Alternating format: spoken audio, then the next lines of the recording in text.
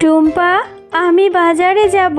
ঘরে যে রান্না করার মতো কোনো বাজার নেই। তুই বাড়িতেই থাক মা, অন্য কোথাও যাস না কিন্তু। আমি বাজার থেকে তোর জন্য চকলেট নিয়ে আসবো।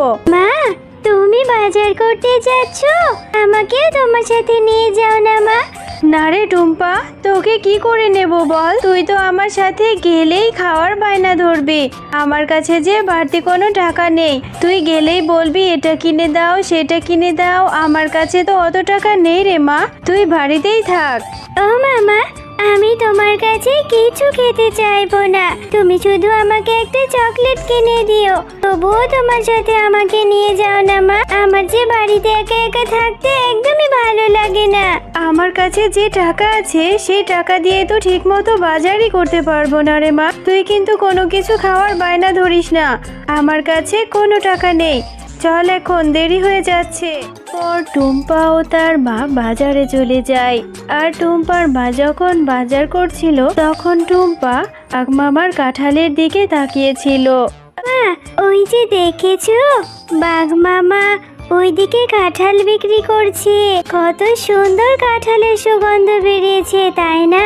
হ্যাঁ রে টুম্পা, খুব সুন্দর কাঁঠালের সুগন্ধ বেরিয়েছে। কেন রে মা, কি হয়েছে? ও মা, তাহলে আমাকে একটা কাঁঠাল কিনে দেবে? দেখো না, ওই কাঁঠালের ঘ্রাণে আমার খুব কাঁঠাল খেতে ইচ্ছে করছে মা। আমার অনেক লোভ লাগছে, ইচ্ছে করছে যদি একটা কাঁঠাল খেতে পারতাম।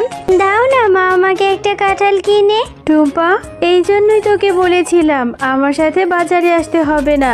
আমার কাছে যে অত টাকা নেই রে মা। আর একটা কাঁঠালের দাম তো অনেক টাকা। অত টাকা আমি কোথায় পাবো? এমনিতেই বাজারে এসে সবজির যা দাম দেখছি, সবজিই তো মনে হয় কিনে নিয়ে যেতে পারবো না। ও মা, একটা কাঁঠাল কিনে দাও না মা, খুব খেতে ইচ্ছে করছে। দাও না মা একটা কাঁঠাল কিনে। আচ্ছা ঠিক আছে, চল। যদি বাঘমামা বাকিতে একটা কাঁঠাল দেয় তাহলে তোকে আজই নিয়ে দেব, নয়তো অন্য দিন। মামা, আপনার দোকানের কাঁঠালগুলো খুব সুন্দর সুগন্ধ বেরিয়েছে। কত টাকা করে বিক্রি করছেন মামা? আমাকে একটা বাকিতে কাঁঠাল দিবেন? আমি আপনাকে 2-3 দিন পরেই টাকা পরিশোধ করে দেব। আরে শেফা, কাঁঠাল খেতে এসেছিস, তাও আবার বাকিতে? বাকিতে কোনো কাঁঠাল নেই। যদি আমার কাঁঠাল খেতে হয়, একটা কাঁঠালের জন্য 200 টাকা করে দিতে হবে। আগে 200 টাকা দে, তারপর কাঁঠাল নিয়ে যা। আমার দোকানে বাকিতে কোনো কাঁঠাল নেই। বাঘমামা, আমার মেয়েটা যে কাঁঠাল খাওয়ার জন্য বায়না ধরছে। একটা কাঁঠালই তো, আপনি আমাকে বাকিতে দিন না। আমি 2 থেকে 3 দিন পরেই এসে আপনার বাকি টাকাটা দিয়ে যাব। আরে শেফা, এত জ্বালাস না তো। অযথা আমার সময় নষ্ট করছিস।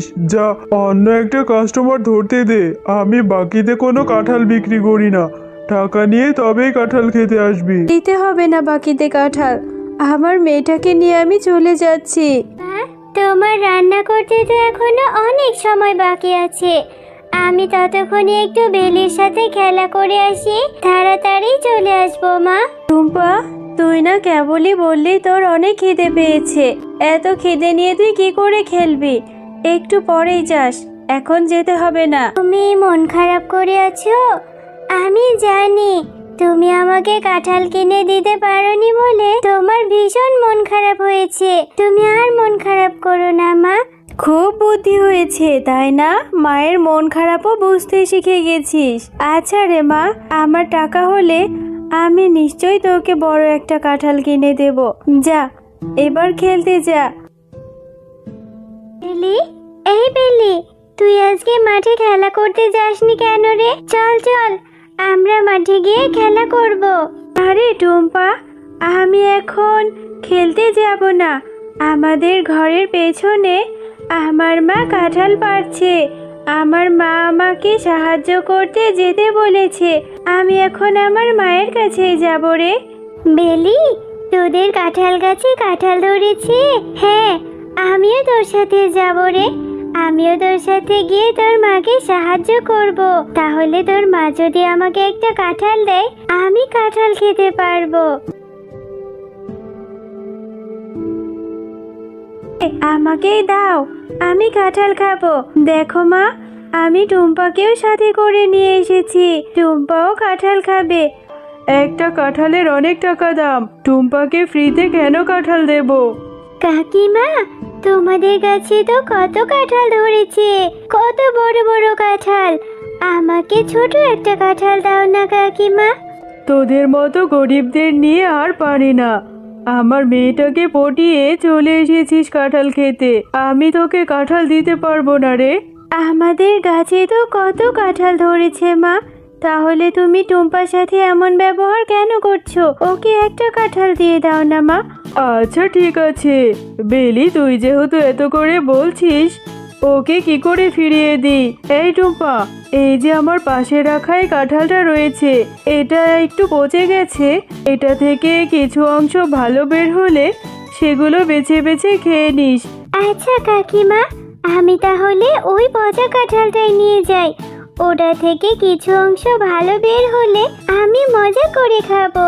মা, দেখো না, বেলির মা আমাকে এই কাঁঠালটা দিয়েছে। ওদের গাছে জানো অনেক কাঁঠাল ধরেছে। তুমি এই কাঁঠালটা একটু কেটে দাও তো, এটা থেকে কিছু ভালো অংশ বের হলে আমি খাবো। টুম্পা, সেই কখন থেকে তোর জন্য আমি খাবার নিয়ে বসে আছি, আর তুই এই পচা কাঁঠালটা নিয়ে এসেছিস? বাঘিনী মামি তোকে এই পচা কাঁঠালটা ধরিয়ে দিল আর তুই নিয়ে চলে এলি। এটা এক্ষুনি ফেলে দে বলছি। পুরো কাঁঠালটাই তো নষ্ট না মা, কিছু অংশ তো ভালো পাওয়া যাবে। তুমি আমাকে ওই 2-3টা রোয়াই দাও না, আমি ওইটুকুনি খাবো। টুম্পা, এভাবে জিদ করিস না মা। এই পচা কাঁঠাল খেলে তোর পেট খারাপ করবে, পেট ব্যথা হবে, আর অসুস্থ হয়ে গেলে ডাক্তার ইনজেকশন দিবে। যা মা, এক্ষুনি এই কাঁঠালটা ফেলে দিয়ে আয়। আচ্ছা মা, ঠিক আছে। আমার আবার ডাক্তারের ইনজেকশনে খুব ভয় লাগে। আমি পচা কাঁঠাল খেয়ে অসুস্থ হতে চাই না। আমি এক্ষুনি এই কাঁঠালটা ফেলে দিচ্ছি।